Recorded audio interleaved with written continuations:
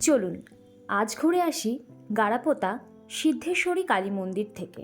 দক্ষিণেশ্বরের মন্দিরের আদলে বানানো এই মন্দিরটি গাড়াপোতায় একদম মেন বাজারের উপর অবস্থিত।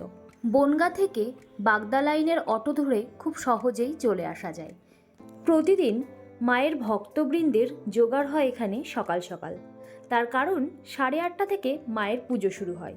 শনি আর মঙ্গলবারে বিশেষ করে প্রচুর ভিড় জমে পুজো দেওয়ার জন্য। অসম্ভব সুদর্শনা মা এখানে বিরাজ করছেন অনেক দিন ধরে। মন্দিরের ভেতরে ঢুকলে একটা অসাধারণ শান্তি অনুভব করতে পারবেন এমনি। মেন মন্দির থেকে ডান হাতে চলে আসলে আরেকটি ছোট মন্দির পড়বে। এটা পুরোপুরি বাওরের পাশে। দেখুন, মেন মন্দির থেকে সোজা চলে আসবেন ডান হাতে, এসে এই ছোট্ট মন্দিরটি পড়বে। এখানে বাবা বসে আছেন, মাকে পাহারা দিচ্ছেন। একদম বাউরের পাশে খোলা শান্ত পরিবেশে এত সুন্দর মনোরম লাগে, আপনি না আসলে বুঝতেই পারবেন না। এই মন্দিরের ভেতরে আছে বাবা ভোলানাথ এবং তার সামনেই বসে আছে নন্দী মহারাজ। আছে রাধাকৃষ্ণের মূর্তি আর তার সাথে আছে জগন্নাথ, বলরাম এবং সুভদ্রার মূর্তি। শুরুতেই রাধাকৃষ্ণের মূর্তি এবং তারপরে বাবা ভোলানাথ বসে আছেন বেশ অনেকটা জায়গা জুড়ে।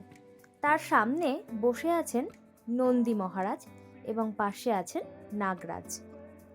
এখানে আসলে নন্দী মহারাজের কানে কানে নিজের ইচ্ছা বলতে ভুলো না, কারণ নন্দী মহারাজ কিন্তু সরাসরি শিব ঠাকুরের কানে পৌঁছে দেয় তার কানে কানে বলা কথাগুলো।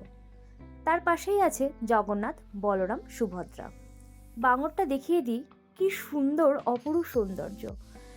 এত সুন্দর হাওয়া হয় এখান থেকে যে আসতে আপনার মনই যাবে না। মন্দির প্রদক্ষিণ করে আমরা বেশ খানিকক্ষণ বসেছিলাম ওখানে। ফুরফুর করে হাওয়া দিচ্ছিল, আর তার সাথে সাথে এই থামে এবং মন্দিরের যে অপরূপ সৌন্দর্য কারিগরি সেইগুলোও বেশ ভালো করে লক্ষ্য করছিলাম। যাতে মশা না ঢোকে সেই জন্য কিন্তু এখানে নেটও দেওয়া আছে। আর একটা জিনিস লক্ষ্য করলাম, এই সুইচগুলো বেশ ভালো লেগেছিলো, আমার ইউনিক লেগেছিল, সেই জন্য একটা ক্লিপ আমি নিয়েছিলাম। মন্দিরের সামনেই তুলসী মহারানী বসে আছেন। দেখুন, একদম কিন্তু রাস্তার ধারে এই মন্দিরটি, তো আসতে ভুলবেন না। আর যদি মায়ের দর্শন করতে আসেন তবে আমাকে কমেন্টে জানাতে একদম ভুলবেন না। আজকের জন্য টাটা, বাই বাই।